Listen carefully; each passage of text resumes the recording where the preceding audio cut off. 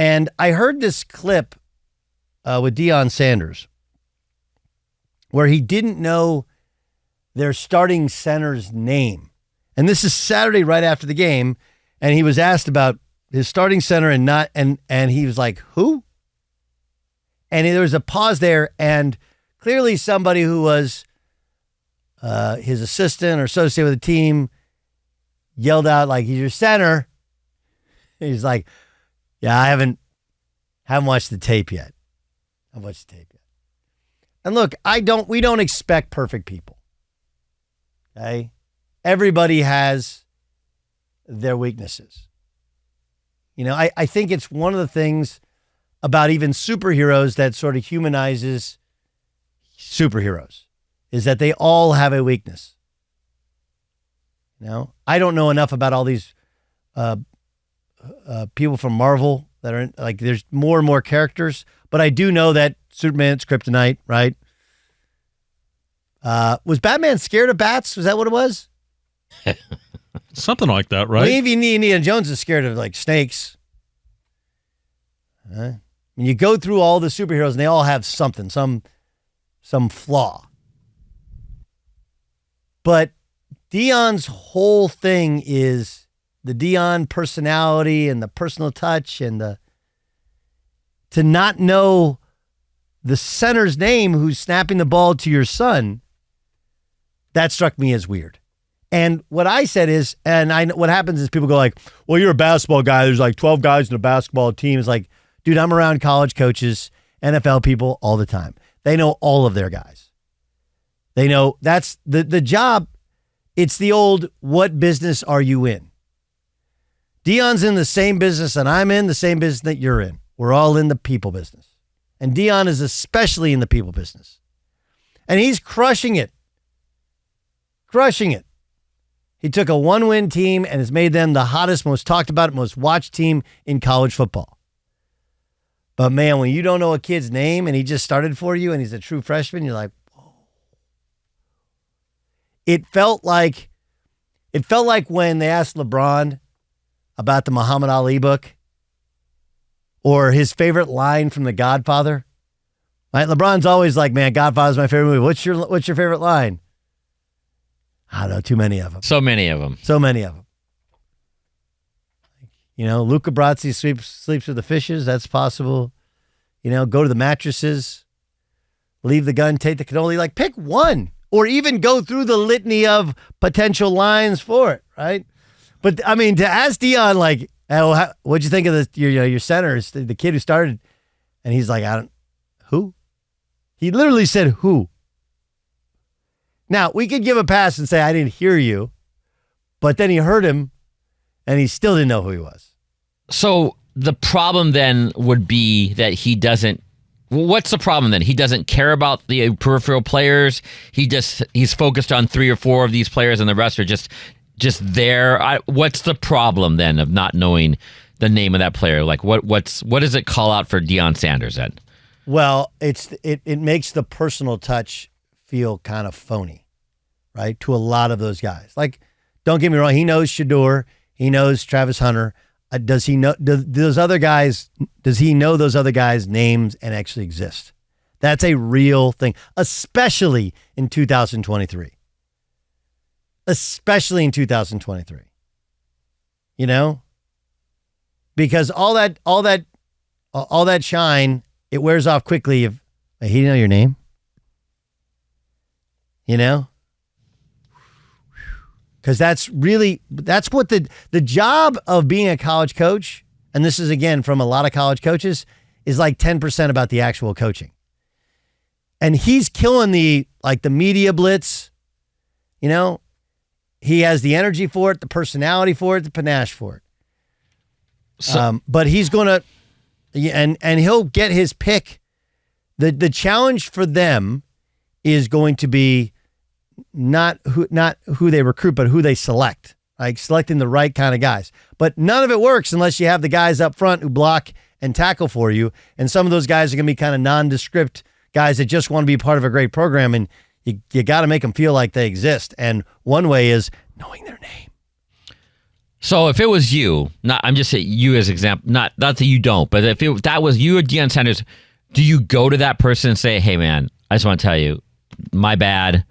I know you exist. I know you're on my team. I know who you are. Or do you have to apologize to him, right? Or do you just let it go and sweep it under the rug and be like, it's just one of those things? Like you personally as a coach, are you going to go to that guy and say, hey, something just happened out there. They asked me about my center. I didn't know. I got lost. I mean, is there a way to kind of make this better for him and his team? Because I do think, like you said, a player, if that was me and I heard that, I'd be like, oh, coach doesn't know me. I might be a little bit upset by that. You think? Yes, go ahead. I think it's a fork in the road. Either Deion realizes his misstep and corrects it, or he feels, hey, we're 3-0. I'm going to continue to do what I do. And then it becomes a bigger problem when they're 6-5. And that may not be this season. That may be next season or some other point. But I do think that this is a point of, does Deion think it's a problem? And if he doesn't, it likely then will become a problem, if that makes any sense. Yeah, I because everything is great right now. Like even if you're the second string and he doesn't know your name, now he knows your name. But hey, we're Colorado. We're doing this and doing that. That is not going to last. And so at some point, there's going to have to be something. So Deion either learns, and then you don't have the problem in the future, or then it becomes a bigger issue with the players that don't have their names known by their head coach. Jay Stu, what do you think? I remember a mentor told me early on in my career, and I never took this to heart, and I wish I did. Be very good at knowing names, learning names in business. When you walk into a room, remember the names, and I'm god awful at it, and I'm guessing each of us are. It's not a skill set that we are very good at, and I just think that's what this is. Deion doesn't know his name because that kid doesn't affect his day. I think he deals with high level stuff, and I don't think he's going to be apologetic about it. Personally, I think he probably goes the other way on this. And like to Dan's point, like no one's going to question his methods at all as they're undefeated. So all of his methods will be the next unconventional thing that you should do, you know? I don't think his methods are unconventional at all. I think we've seen this. The difference is he's the superstar player who's got a super big personality, who's following the script of the big personality, the big recruiter. Like he gets all of that. But here's the thing. This is where this generation has changed. Okay, this generation is about themselves. Make no mistake about it. And we're to blame for it, right? Because kids do what they're taught to do or what they learn inherently, what they pick up from us as parents or as leaders. And football doesn't generally work that way. You know, football is a team game. You have to have, it doesn't matter who your quarterback and wide receiver. You can't block for them. It doesn't matter, right? There are just thankless jobs that have to be done, that if they're not done right, nothing else works. That's the reality to it. And I just, so look, him using his star panache. I mean, even the sunglass thing where he reportedly made $4 million or whatever from the partnership with the sunglass company. It's like, it's awesome and it's genius. Right? But how does that help everybody? How does that help Colorado football players? Now, what's also changed is it's no longer really about the school. Right? Just that dynamic has changed. And that's a hard one for most of us who end up loving the school that we played for and that it mattered to. And that's really what the sport is about. And that's going to be interesting going forward. But Deion is about Deion. Make no mistake about it. I mean, and you could say he doesn't mean to be, but come on, man. You know? Like I said this before, people bought into the whole, he's doing it to save the HBCUs, to bring attention to the HBCUs. No, he wasn't. He was doing it because that was a place where they wouldn't say no. He could take whoever he wanted, and he had a chance to start his son right away. And by playing at the college level, he massively improved his stock so that he was ready when he got to Colorado. Shedeur wouldn't have been this guy if he would have gotten the Colorado job 2 years ago. He got to play a ton of football, got to run an offense, knows it like the back of his hands. His skills improved, his body's improved, and he's doing great. It's all part of the plan. But that plan involves Deion, Shedeur, Shiloh, not anybody else.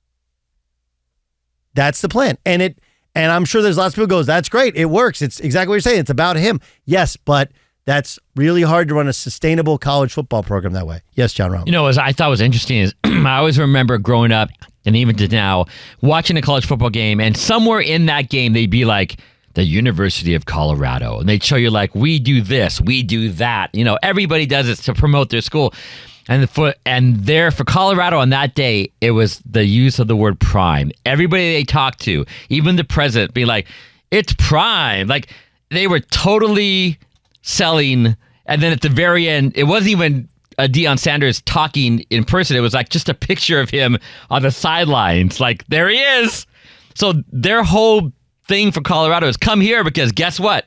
It's prime. It's prime time. No question. And look, I mean, that's how college sports has worked that way for a long time. It's one of my arguments against name, image, and likeness is we don't watch games because of the players. We watch games because of the schools and then the names of the head coaches that we know. And then we learn about the players during that process. That's what we do. But this whole thing is about connecting with people. And there does come a point where the showy, like, and even the script of the son showing the watch and the glamour with which how they, you know, how people purport themselves, like even that wore thin at Florida State. Like, that was Florida State's program. That was Deion's whole thing. By the way, his team got pushed around by Colorado State. The old thing was Deion Sanders was he never hit anybody. He was a freak, but an incredibly talented, smart player, but he didn't hit anybody. So when your team embodies your best player and your coach, your coach, supremely talented, super bright, right? But is there a realness in the connection with the players? And at some point that gets exposed. I don't know. And what happens when they face adversity? They lose these next two games. Are all the good feelings, do they change? Or do we go, well, they weren't supposed to be good anyway? Okay,